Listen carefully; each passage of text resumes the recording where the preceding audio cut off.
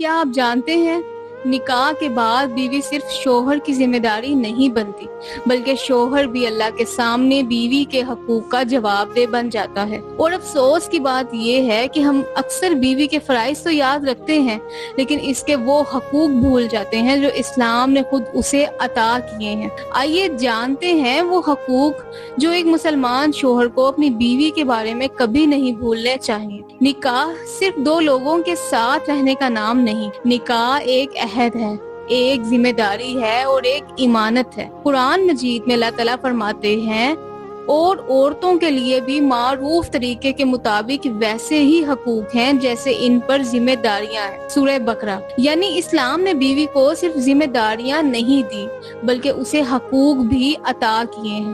Number 1، بیوی کے ساتھ عزت اور اچھا سلوک۔ شوہر کا یہ حق نہیں کہ وہ بیوی کو ہر وقت ڈانٹے، ذلیل کرے یا لوگوں کے سامنے اس کی بے عزتی کرے۔ اللہ تعالیٰ فرماتے ہیں اور ان کے ساتھ بھلے طریقے سے زندگی بسر کرو۔ غصہ آ سکتا ہے، اختلاف ہو سکتا ہے لیکن عزت ختم نہیں ہونی چاہیے۔ شوہر اگر بیوی سے محبت کرتا ہے تو اس کی عزت بھی کرے گا۔ نمبر 2، بیوی کا مالی حق۔ اسلام نے بیوی کے لیے مہر مقرر کیا ہے۔ اللہ تعالیٰ فرماتے ہیں اور عورتوں کو ان کے مہر خوش دلی سے ادا کرو۔ سورہ نساء۔ مہر کوئی رسم نہیں، یہ بیوی کا شرعی حق ہے۔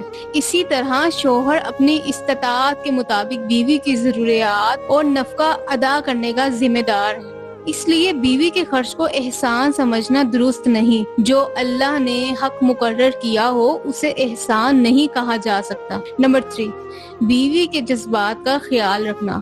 کبھی شوہر یہ سمجھتا ہے کہ میں گھر کا خرچ دے رہا ہوں یہی کافی ہے، لیکن شادی صرف روٹی، کپڑے اور مکان کا نام نہیں۔ بیوی کو توجہ، محبت، عزت اور اچھے الفاظ کی بھی ضرورت ہوتی ہے۔ نبی کریم صلی اللہ علیہ وآلہ وسلم نے فرمایا، تم میں بہترین وہ ہے جو اپنے اہل کے لیے بہترین ہو۔ یعنی انسان کی اچھائی صرف باہر کے لوگوں کے سامنے اس کے رویے سے نہیں بلکہ اس بات سے بھی ظاہر ہوتی ہے کہ وہ اپنے گھر والوں کے ساتھ کیسا ہے۔ نمبر 4، بیوی کی عزت نفس اور رازوں کی حفاظت۔ شوہر اور بیوی ایک دوسرے کے بہت قریب ہوتے ہیں۔ اسی قربت کی وجہ سے دونوں ایک دوسرے کی ایسی باتیں جانتے ہیں جو دنیا میں کسی اور کو معلوم نہیں ہوتی۔ اس لیے بیوی کی کمزوریوں، ذاتی باتوں اور گھر کے رازوں کو دوسروں کے سامنے بیان کرنا انتہائی نامناسب ہے۔ بیوی آپ کی شریک حیات ہے، آپ کی محفل کی گفتگو نہیں۔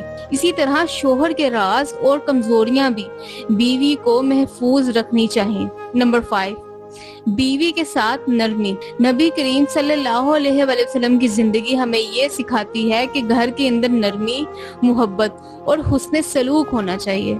یاد رکھیں، طاقت یہ نہیں کہ آپ اپنی بیوی کو خاموش کروا دیں، اصل طاقت یہ ہے کہ آپ غصے میں بھی اپنے آپ کو قابو میں رکھیں۔ ایک سخت جملہ چند سیکنڈ میں کہا جا سکتا ہے لیکن اس کا زخم کبھی کبھی سالوں تک رہتا ہے۔ سب سے اہم بات، اسلام نے شوہر کو گھر کا ذمہ دار بنایا ہے لیکن ذمہ داری کا مطلب حکومت کرنا نہیں، حفاظت اور انصاف کرنا ہے۔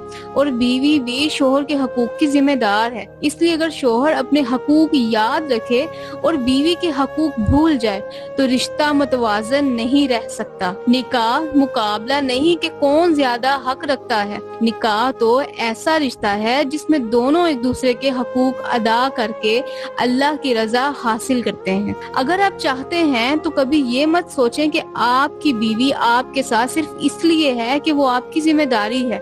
وہ بھی ایک انسان ہے، ایک دل رکھتی ہے، اس کے احساسات ہیں، اس کی عزت ہے اور اس کے حقوق ہیں۔ اسے اتنی عزت دیں کہ اسے اپنے گھر میں اجنبیت محسوس نہ ہو، اتنی محبت دیں کہ اسے باہر سکون تلاش نہ کرنا پڑے، اور اتنا اعتماد دیں کہ وہ اپنے دل کی ہر بات آپ سے کہہ سکے۔ اللہ ہمارے گھروں میں محبت، سکون، رحمت اور برکت عطا فرمائے، آمین۔ اگر آپ کو اسلام، نکاح اور رشتوں کے بارے میں ایسی ہی خوبصورت اور نصیحت بھری باتیں پسند ہیں تو ہمارے چینل کو سبسکرائب ضرور کریں۔